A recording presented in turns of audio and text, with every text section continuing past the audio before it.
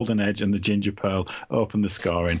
Huddersfield hit back with 2 more tries from Farrell and Bibby against our Wigan lead at half-time. It's the Baldy Edge now, not the Golden Edge. Baldy Edge. Yeah. The golden bald eagle edge. I don't know, something like that. Anyway, the second half saw the weather deteriorate and the game turned into a knock-on-a-thon with both KPP and the Pearl knocking on in the act of scoring. Excellent try on the last for Lola here, so Huddersfield get to within 1 score, but another break saw Bateman restore the lead. Overall, a tough win for Wigan, but last year's Wigan would have collapsed under strong Huddersfield effort, so all is well at the DW. Yeah, do you agree? Last year's Wigan wouldn't have made the breaks that they made against this defensive performance. I would say. I meant to put in the stats actually. It was the most tackles in the game so far this year, and you could sort of felt that. And when you get a high tackle count, it's not always because there's loads of carries. It's often because teams are getting lots of men into the tackles. And in this game, both teams were getting numbers into the tackle. I thought for the most part in this game, Wigan had great line speed, but Huddersfield got into contact really well. They hit hard both with and without the ball. So there was times where both teams were pushing the opposition's forwards back in the tackle, and you know, putting the opposition on the back foot. I think both packs will definitely be proud of their work. A few people that were at the game as well as me mentioned it. The packs were really good. It was just that bit more of creative class that Wigan had.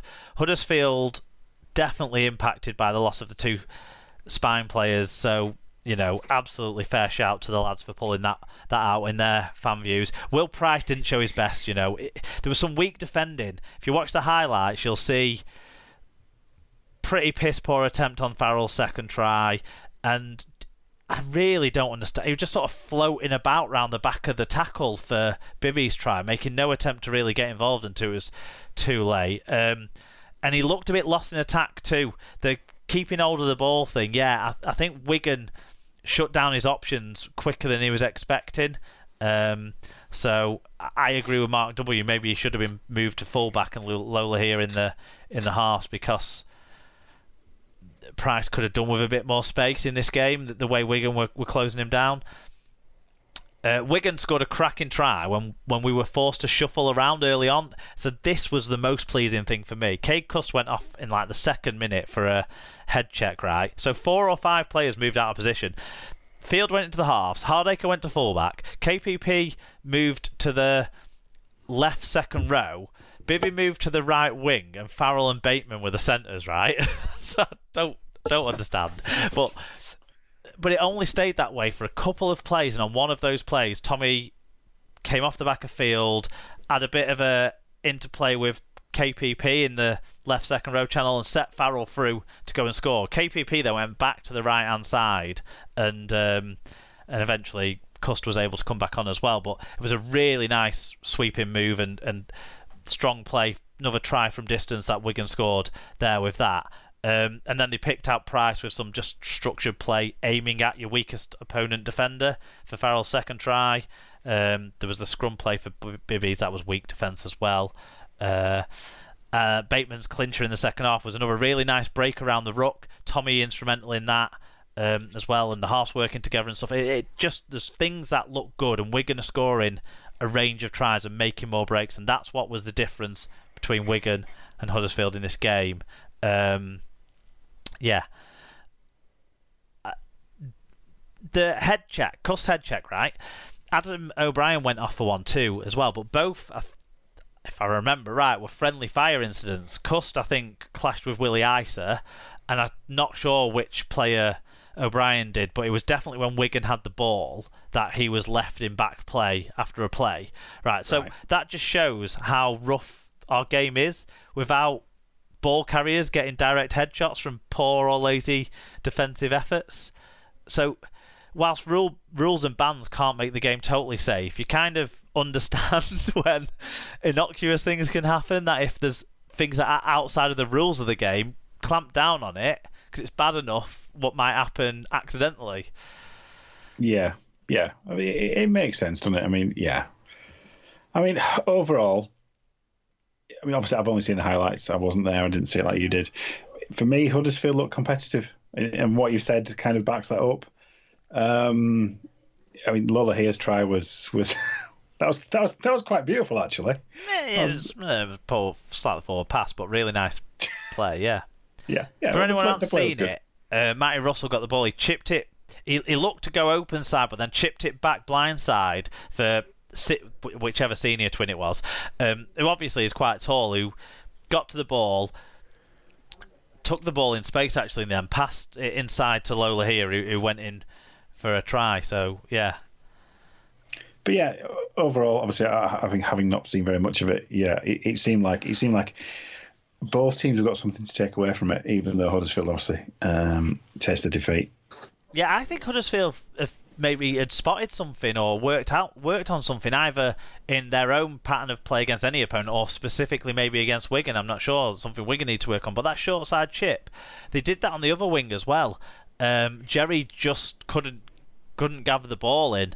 I think the covering defence got there just in time to kind of put off his catch, really. And Wigan knocked on twice over the line as well in the second half. So there could have been a few more tries. I think that was the conditions as much as anything. It was horrible. Like, I got a bit wet, and I sit 2/3 of the way up the stand, right. and my glasses got a bit of a splash of the rain on it at one point. So it was blowing. It was blowing in there and was very wet. Yeah, it's horizontal rather than vertical. Yeah. But nothing else to talk about out of that game. I think two good sides who are better than they were last year. So both sets of fans can be positive. Absolutely. Let's talk about Friday night then. Yeah, maybe a game where both sets of fans won't come out of it as positive. Hull KR against Castleford. It was 8-6 to Hull KR at half-time, and that I'm not sure that they were necessarily value for that half-time lead, but 26-10 at full-time, they definitely were value for that. 7,119 were there. Liam Moore was the referee. In terms of the team stats, Hull KR made 220 more metres and 8 breaks to 2, both comprehensive wins. Counted a little by them making more errors, although they gave up fewer penalties and had a better team tackle success rate. So it just means the numbers overall back up that Hull KR were the deserved winners in this one. Yeah, I mean, that's Hull KR's game plan, though, isn't it? Errors is a bit of a byproduct from it. Yeah. But for Hull KR, Frankie Holton with 45 tackles, 13 of which were for marker, and importantly, none missed. Sam Wood bouncing back 2 tries, 109 metres and 2 clean breaks.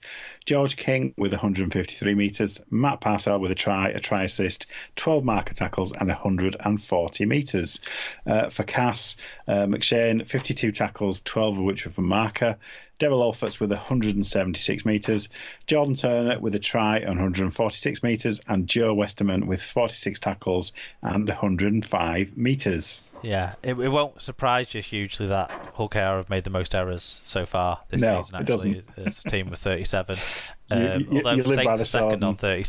So. Yeah. Frankie Holton, the stats say in total he's made 112 tackles so far this season and not missed one. Not bad for your debut Super League year, is it? I was impressed with the lad. I mean, not obviously coming in unheralded, but yeah, I thought he did really, really well. Yeah, going forward with the ball as well. I mean, obviously didn't hit any of the stat markers, but yeah, they had some good performances out of, kind of support players. I would say did KR in this one, definitely. Yep, David Hunter got in touch to say Operation Piss the League has morphed into shit the bed. Maybe Radders isn't the right coach. I couldn't even recognise Cass, and not just because of the awful jerseys. Fat Boy Rob says, shite all round again. Joshua's granddad said, it should be about the effect of KR scoots and speed around the ruck, or Cass poor defence line with so many offloads, but not. Once more, it's all about Liam Moore played for and given obstruction and sin-binings. Glad to see Sam Wood get a couple after his previous TB nightmare. Yeah, the Sam Wood redemption game, this one will live on in my memory ass. Yeah. Matt Speakman says, I do like him, but this guy fancy choosing a nickname for Mikey Lewis or what? They called him Quicksilver, Dynamite and the Carving Knife in one broadcast.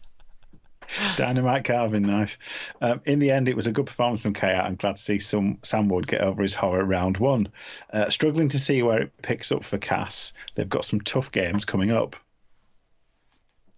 Pop the Viking said, not the best of games. The penalty for obstruction that led to KR's second try was a joke. That was just before the try just before half time, that one, and I agree it was very much played for by Brad Takarangi. Full time, wait. FT, I think it means fair to say that KR definitely got the rub of the green from the referee. Penalties and set restarts gave KR field position to push further ahead in the second half. Then we have Cass in attack and an offload from Watts when the player was still moving and the ref shouted held. Not a good game for the neutral. Scoots says, pre-match I was torn. I've been enjoying the Twitter meltdown by Cass fans, but it's Rovers they're playing. Thought both yellows were harsh calls, but ultimately, again, it's like watching last year's FC playing. Salmon Lee says, may seem knee-jerk, but we need to change the coaching setup. There seems to be major problems. The players look devoid of ideas and no passion. Stephen Matthews, as a Wire fan, I have a soft spot for Tony Smith. He knows how to get a team playing off the cuff fun to watch rugby. Tom Andrews said, nice to be off the mark for the season. Parcell, King, Holton and Wood all were excellent. The ex-black and white contingent did their best to help us along too. Shame about the ugly scenes in the Cass end towards the end of the game, personified by no one cheering when they scored the last try. Keep that shite away from our game. Cheer up, Rob. You've got that shithole team next week. Up the fucking Robins. There's been some statements released from both clubs about some crowd trouble in the away end.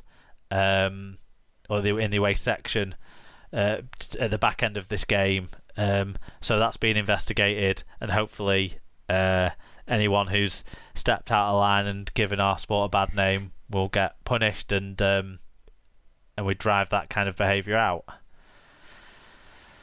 Yeah, well, yeah, obviously. I didn't see it from the coverage, so no, I don't know what the specifics are, but that's where that's at in terms of the sort of news end of the scale on it. Shall we get into the game side of things?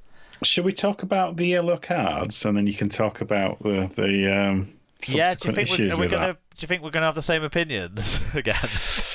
I'll tell you what, I'll go first then. It doesn't sound like I'm just copying you. Right. Beretta Faraimo, I think this is reputation for me. I thought the yellow card was harsh, personally. I thought Dagger was slipping, and it looked clumsy rather than malicious. The Watts one is, I don't know. I probably thought that was probably also maybe a little bit harsh, but I don't know. There's something wrong with Liam Watts. As much as there's something wrong with Cass, there's something wrong with Liam Watts at the moment. He's just not at it. But we'll talk about that in a bit. But yeah, in terms of the actual cards, I thought they were both slightly harsh, and maybe Faraimo's kind of reputation played a little bit into it. Certainly in terms of the charging, anyway. I thought they were both right, and okay. You know, that's from a consistency with what we've been seeing try to happen this year, as much as anything. But I'll go into each one in specifics. Beretta Faraimo has been given a grade B reckless high tackle 2-match penalty notice, and Liam Watts a grade A careless high tackle, and as with Michael McAlorum, of course Liam Watts has had a ban in the last 12 months, so he's getting the maximum range there. I'm just going to double check before we go talking about it too much if there's been any reviews on those ones that like there was on the Ryan Braley one, if that's there. No, there's nothing else new to talk about yet on that front. So the Watts one, I think it's one of those instances, and I think even Radford said in his interview at the end of the game that backs this up in a way. But at the time I thought this is one of those where a prop just tries to be a bit niggly and leave something on a halfback. So he left his arm hanging out there, kind of hoping to just give him a bit of a whack with his arm, but nothing major, nothing that's going to get caught up as a late shot in the way that they're getting caught up, with bans and stuff now. But he was trying to leave something on the young halfback. Unluckily for Watts, Lewis slipped. But unluckily for Lewis, Watts had an arm out where it didn't need to be. So I think it is careless. and I think it's careless, but at the same time a little bit deliberate in the carelessness. Like, he meant to leave a shot on him, so he